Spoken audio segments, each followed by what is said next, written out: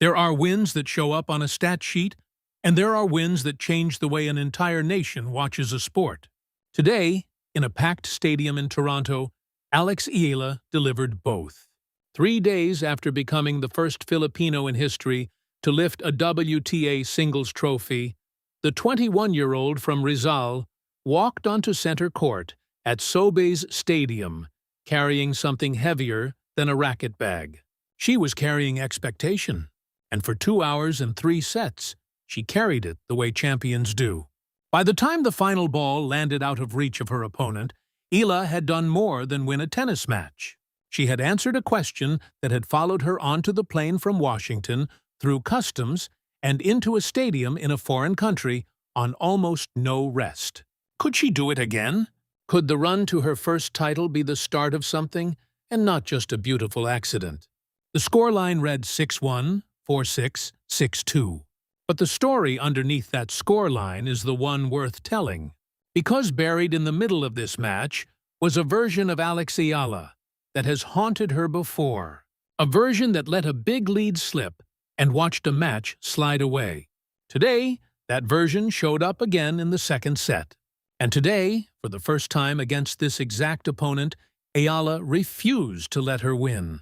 This win matters because of who stood on the other side of the net. This win matters because of what happened the last time these two players shared a court.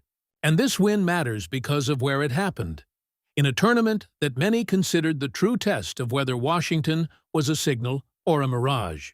What follows is the story of how a rising star from the Philippines turned a dangerous second-round matchup into another statement, and why the way she did it might tell us more about her future than the trophy she was already holding. Let's get into it.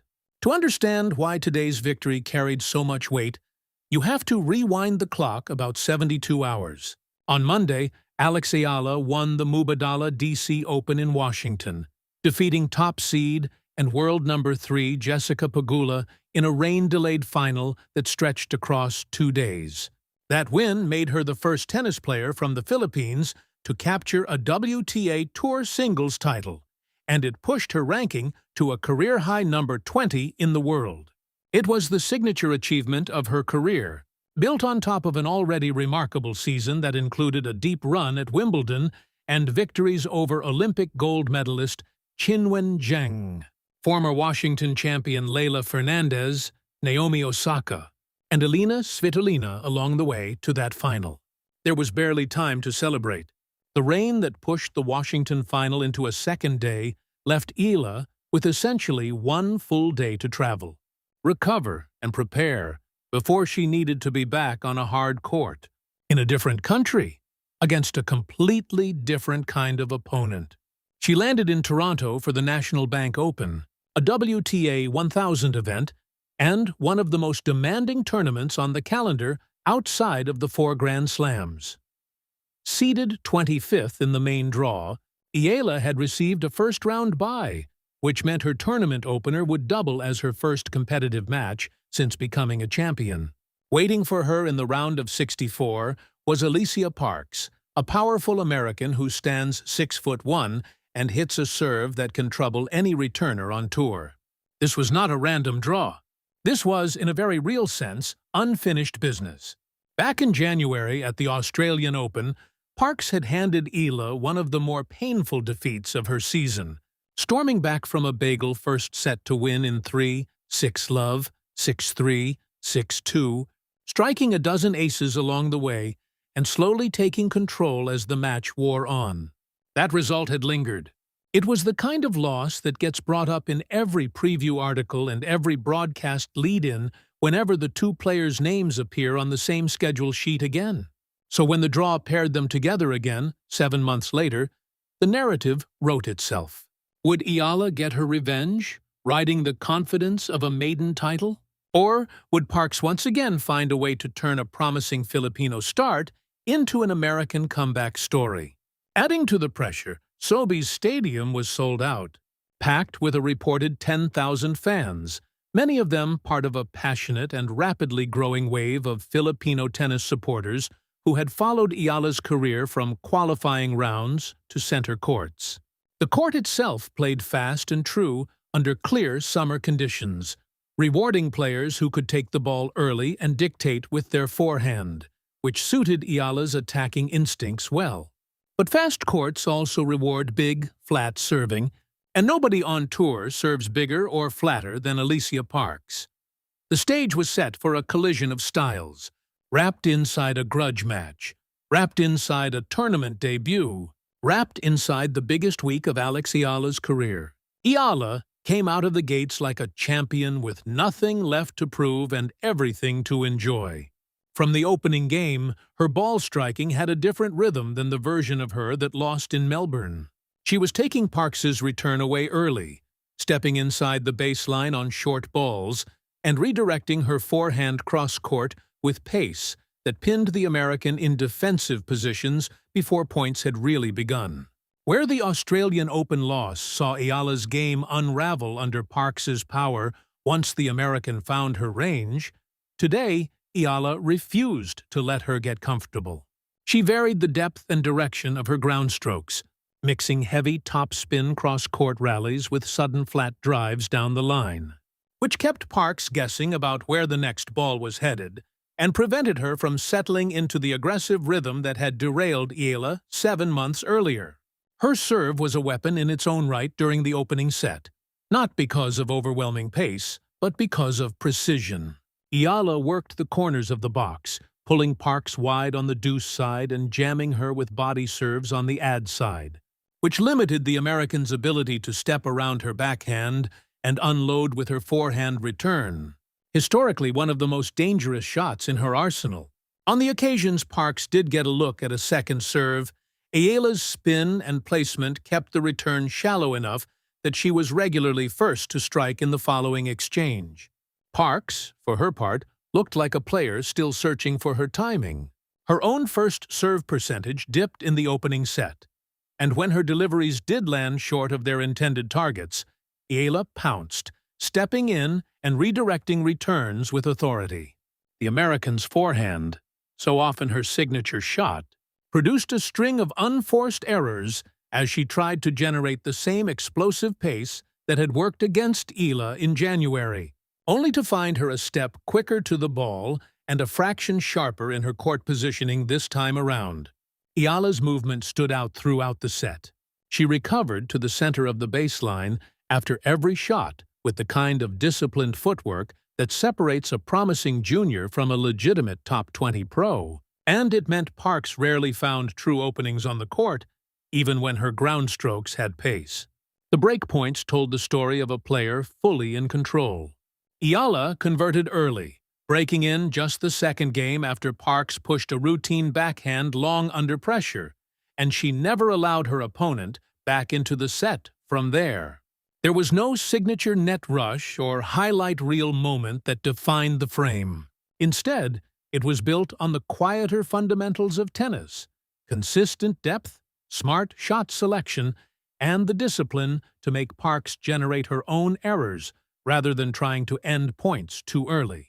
By the time Eala served out the opening set, she had lost only a single game, closing it out 6-1 in emphatic fashion. A statement reminder that when her game clicks into rhythm, few players on tour can find an answer in the opening exchanges of a match.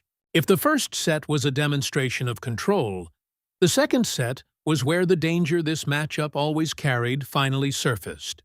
Parks came out of the changeover a different player, and the shift was immediate and unmistakable. She began stepping into her return with far more conviction, and her first serve, which had misfired throughout the opening set, suddenly started finding its corners. An ace out wide steadied an early service game. A second ace, at 4-all, pushed her to set point. Where Eala had dictated point construction throughout the first set, Parks now flipped the script, shortening points and taking time away from her opponent the way she had done so effectively in Melbourne. The pivotal stretch came in an extended fifth game, a marathon hold that swung back and forth across deuce points before Parks finally survived it to move ahead 3-2, taking her first lead of the match. It was the kind of game that can define momentum in a 3-set match. And for a few games, it did. Eala answered immediately, breaking back to level at 3-all, showing the mental resilience that has become one of the most talked-about traits of her season. But Parks refused to fade. She held to love in the following game, a statement hold that reasserted her control of the point of contact, and then broke Eala's serve to move ahead 5-4 before serving out the set to force a decider. What made the set fascinating from a tactical standpoint was the way Parks began attacking the net behind her heavier first serves, closing off angles that Eala had exploited so effectively in the first set. Eala, to her credit, adjusted mid-set, mixing in more top-spin lobs and low, skidding passing shots down the line to keep Parks honest at net. But the American's serve had simply become too difficult to break down consistently. Eala's own unforced error count crept up as she pressed for winners a fraction too early, a pattern that had shown up in her Melbourne loss and threatened to repeat itself here. The second set finished 6-4 in favor of Parks, and for the first time all match, the sold-out crowd fell into a tense, anxious hush, aware that the player they had come to celebrate now faced a decider against an opponent who had beaten her from this exact position before. The third set is where champions separate themselves from the rest of the field, and it is where Eala wrote the ending that 7 months ago in Melbourne belonged to someone else. She raced out to a 2-love lead behind 2 sharp, aggressive service games, only for Parks to respond with 2 games of her own to level things at 2-all, a sequence that could easily have rattled a less composed competitor and sent the match spiraling the way it had in January.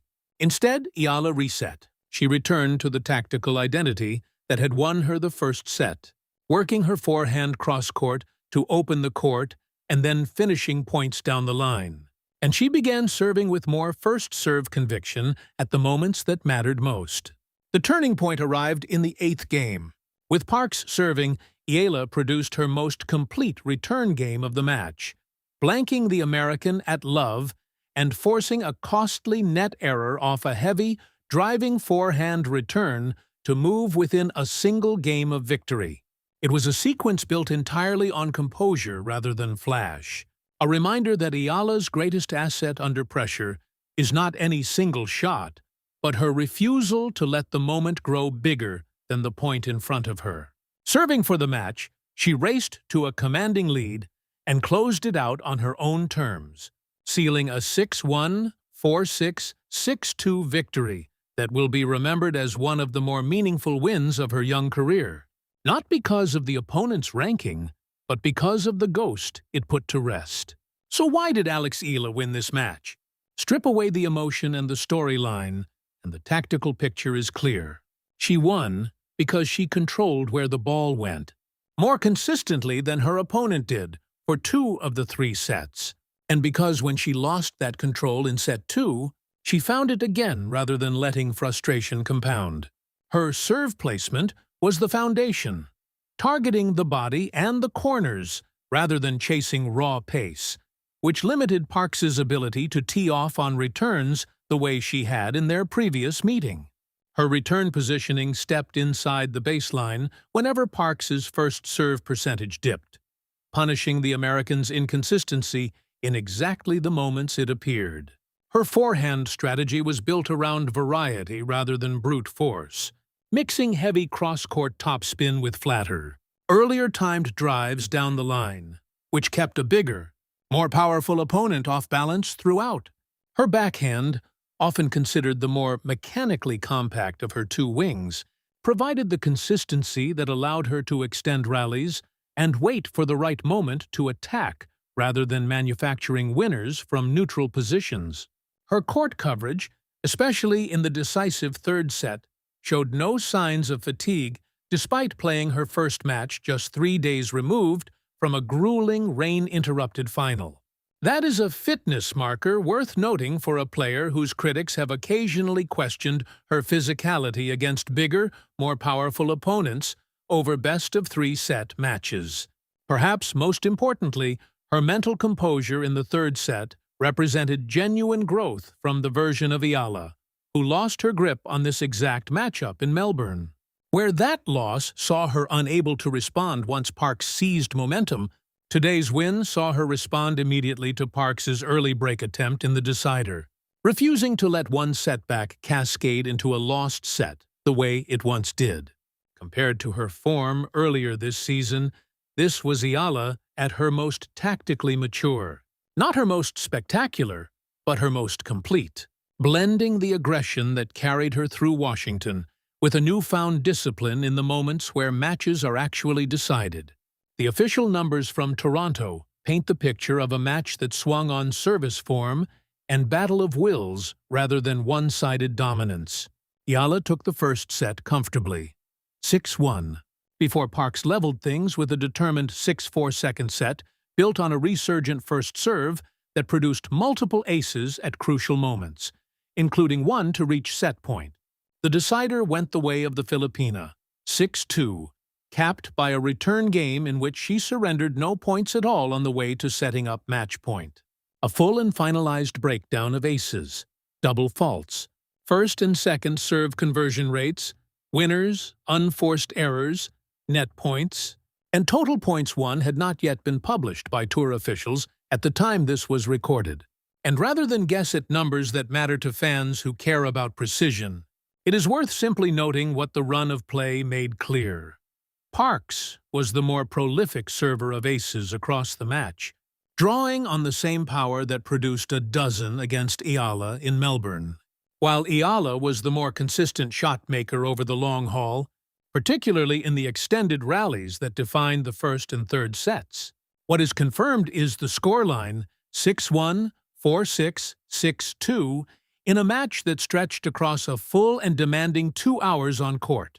The atmosphere inside Sobeys Stadium told its own story throughout the afternoon. A sold-out crowd of 10,000, a significant portion of them Filipino supporters who had traveled or gathered specifically to watch Eala's Toronto debut, created a wall of noise on every breakpoint she earned and every big first serve she landed. When she closed out the opening set 6-1, the ovation rolled through the stadium in waves. When Parks leveled the match at 1 set apiece, the crowd's anxiety was audible, a nervous quiet settling over center court that only intensified as the players traded early games in the decider. And when Eala's final return forced the error that sealed victory, the eruption was immediate, a full stadium on its feet, flags waved, chants of her name echoing off the stands in a moment that felt less like a second-round match and more like a coronation. Parks, to her credit, competed with real fight throughout, and her reaction at the net was one of respect rather than frustration, acknowledging an opponent who had simply found a way to solve the puzzle that had troubled her in January.